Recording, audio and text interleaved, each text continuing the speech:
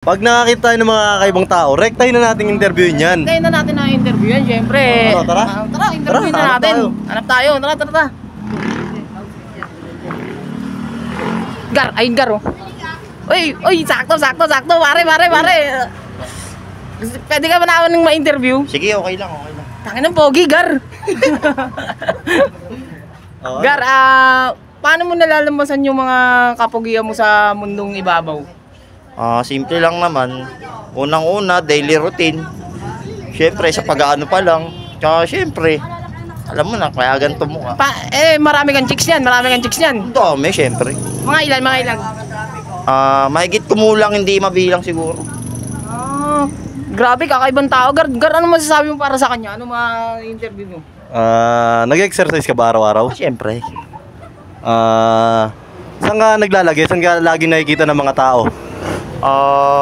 Dyan lang sa tabi-tabi. Minsan may kasamang minsan maraming ano. Siyempre kasamang di paano mo napapa-inlove yung mga mo niyan, Gar? Siyempre lang. Siyempre, simple lang. Sa ngitian ko lang ganito. Mga killer smile. Killer smile, tapos nakapasunod mo na Siyempre. Paano nangyari nagawa yung ganyang kakaibang mukha? Siyempre, sa tulong ng aking mama at papa. Siyempre, kaya ganon. Ito ang resulta, napaka-pogi nilang anak. Napaka-poging anak, Gar. Alam mo na, Kaya nabibilib ako sa mga kakaibang tao na na-interview natin ngayon Paano to? Paano hinulma? Kasi kakaiba ka isa ka sa mga kakaibang tao. Paano hinulma ng mama at papa mo yung ganyang mukha? Paano? Siyempre, simple lang. May paganto, may paganyan. Ayun, nabuo ang pinaka-cute nilang anak. Nabuo yung pinaka-cute nilang anak. So, napakaraming sequence ng tao na to, Gar. Sa tingin mo, anong matutulong niya sa mga sambayan ng katauhan? Matutulong ko sa isang sambayan ng katauhan. Mapapayo ko lang sa inyo. Hanggat may mabibembang kayo, bembangin nyo lang. Kalat nyo lahi nyo. Kalat yung lahi? Sa'yo, hindi kumalat yung lahi, no? Bakit kaya ganun? Hindi natin masasabi. Siguro, dahil sa pambihirang taglay kong mukha. Ayun. Eto, may interview ako sa'yo. May nagsabi lang. Totoo bang, ano nga ulit pangalan mo? Ano nga ba ulit yun? Joburat. Joburat? Mukha talagang burat, Gar. Totoo ba yung balita na kahit ganun yung pangalan mo, supot ka daw? Ano lang yun? Base lang sa mga maling info yun. Maling info? Paano maling info? Kasi siyempre, halata naman natin, hindi naman ako lalapitan ng libo-libong kababaihan dyan. Libo-libong kababaihan, Gar? Libo-libong kababaihan? Outfit check. Paano mo ma-describe yung sarili mo sa outfit check mo? Outfit check, madidescribe ang sarili ko. Siyempre, Paano yung mga postura? Paano yung mga postura? Mga ganyan-ganyan. Tapos mga ganon-ganon. Ganon. Magkano yung suot mo ngayon? A total of, dito pa lang sa jihod na galing pa sa aparador ng nanay ko, siguro 500,000. 500,000? Damn! Ang lakas nun, no? Ikaw, ano masasabi mo? Interview mo rin siya. Solid yun. Paano mo madidiscover yung mukha mo sa harap ng mga tao? Simple lang. Manood na lang kayo sa National Geographic Channel, makikita nyo ako rin. Halatang babaero doon, daming chikininigar, Sino nagkabit niyan? Sino nagkabit ng mga chikininin mo na yan? Flex natin, Gar. Ang masasabi ko lang, ito talaga yun. Ako ang nawawalang asawa ni Marie Chris. Nang wawalang asawa ni Marie Chris, Gar. Yun ba? Yari ka. Kabit ka pala, So, paano mo nalalampasan yung mga pagsubok mo sa buhay at paano ka nakaka-survive? Kasi may ganyang mukha ka. Ayun lang, ang mapapayo ko lang sa inyo, para malampasan nyo yung mga pagsubok nyo sa buhay, just low everyday. Yun! Just low everyday. Damn! Napakaangas nun, Gar. Ikaw, may interview ko ba sa kanya? Marami. Paano hinulma yung mukha mo ng ganyang pagkakakorte? Madali lang, umibabaw lang ang aking ina. Ine-exercise mo ba yung mukha mo kasi nagkakaroon ng abs Syempre, everyday yan. Nag-gym, Gar. Nag-gym. Alam mo, Kasi ano eh, may mga daily routine. Ano may mga daily routine mo para maging isang kakaibang tao at maging isang pinaka-pogi dito sa buong mundo? Simple lang. Matulog ka lang ng alas 6 ng umaga, maghapon. At yun lang, babad mo yung mukha mo sa suka na may alimuong, na amoy alimuong, okay na yun. Puta, binabad yung suka sa may alimuong. Ganun lang pala yung talagang... Huwag ka malikot, huwag ka malikot. Huwag ka malikot. Likot me. Ang likot me. Oh. Interview mo siya, Jiro, sa about niya sa life niya. May nakaraan sila ni Neneng B. May nakaraan ba kayo ni Neneng B? Sinong Neneng B?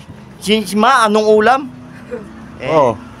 Sa pagkakaalam ko kasi, ako yung tinikman niya kaya napasabi siya ng Ma, anong ulam? Eto, giniling. Giniling, Gar. Giniling. Tinikman siya ni Paano yung giniling? Paano yung giniling? Hindi. Napanood kita minsan sa isang page ng Joborat. Paano yung giling na ginawa mo doon? Ganyan, no? Damn! Mayroon ako napanood na vlog dito eh. Scripted ba yung pagsubo mo ng burat na yon, Gar? Ano kasi yun, scripted yun eh.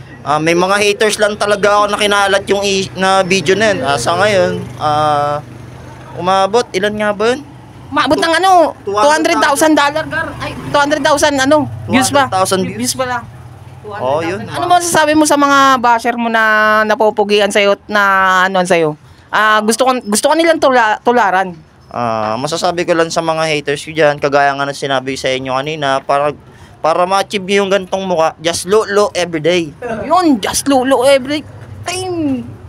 Ikaw, ano mapopromote mo sa mga sponsor mo? Kunwari, at ano yung mga mapopromote mo? Ano na lang din, bilang panapos na lang, gusto ko lang promote yung sinangag ni Aling Bebang, Nanay Neneng's Eatery, at Totoo ba? May chinek-in ka sa Litex? Napakarami, Gar. Napakarami, mga ilan. Siguro hindi mabilang eh. Huli kong natatandaan yung mukhang bisaklat yung mukha na nataga dun sa Litex, naalala ko. Grabe no. At may nakapagsabi lang na sinangla mo daw yung motor mo sa tropa mo para may maka-check-in kang babae. Ano na lang yan, dagdag info na lang yung mga yan. Sa Dagdag dami ng info. haters. Sa daming haters no. Siyempre, hindi nila matanggap yung sasapawan sila sa taglay kong kapugian. Pakita mo yung mukha mo. Ayan na. Napaka... Hindi ba inuuli ng checkpoint yung motor mo? Hindi. Pwede ba natin makita? Sa katunayan, wala, andun pa sa, ano kasi. Hindi, may nakapagsabi, nandoon daw eh. Pwede ba natin makita? Nandun. Andun, alam ko may nakapagsabi. Tara. Ali kayo rito. Hindi kayo dito. Ang isang kakaibang mukha ni Jay Burat at ang kanyang motor. Tangina, napakamahal ng motor mo, Gar. Magkano bili mo sa motor na to? Nagkakalagang 6.5 million. Tangina, 6.5 million, Gar. Nakita mo yung Damn! Speedo, ano nito? Anong purpose nito? Purpose niyan, Kami tutuhon mo. purpose niyan para hindi maligawang above. Ito, yung prenong ganito. Prenong ganito. Ito ang tinatawag na auto speed. Biyahe ka agad ng langit. Biyahe, rektang langit. Ayun oh, utang ino may parasin pa, Gar. Kakaibang ano. Napakasulit. Nagtatransform yan. Nagiging jet ski yan, pang skateboard. So, Ito. Maganda may pagkakabit ng bearings mo. ang naangas, ang mahal niyan. Magkano yan?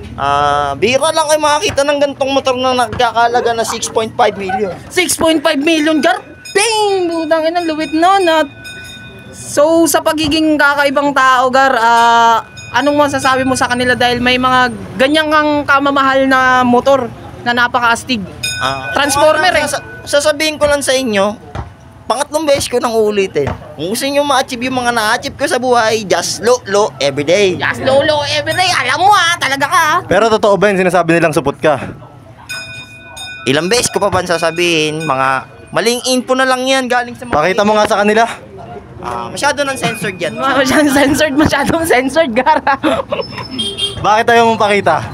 Kasi baka malula sila sa laki. Yeah. Hindi, parang sinasabi nila lagi, binubulong, supot ka daw. Hayaan mo sila. Patunayan mo, papakita mo sa harap ng mga tao. Siguro sa tamang panahon. Ano masasabi mo dahil ikaw lang ang may ganyang muka at pinaka napakapoging muka dito sa buong Pilipinas? Anong masasabi mo sa lahat ng taong nanonood sa atin ngayon sa social media? Kung ayaw nyo maniwala sa akin, di mga pakyo kayong lahat. Hindi, ano masasabi mo? Ano mo sa kanila? Sasuggest mo sa kanila para maging ganyan din sila. Madali lang. Umasa lang kayo lagi sa mga magulang nyo. Sabihin nyo lagi pag uwi nyo, Ma, anong ulam? Anong ulam? Dem, at dito na magtatapos ang episode namin ni Joborat. At Joborat, may shoutout ka ba sa kanila? Shoutout na lang sa mga kaibigan natin dyan. Andyan si... Mga shoutout sa mga kabataan dyan.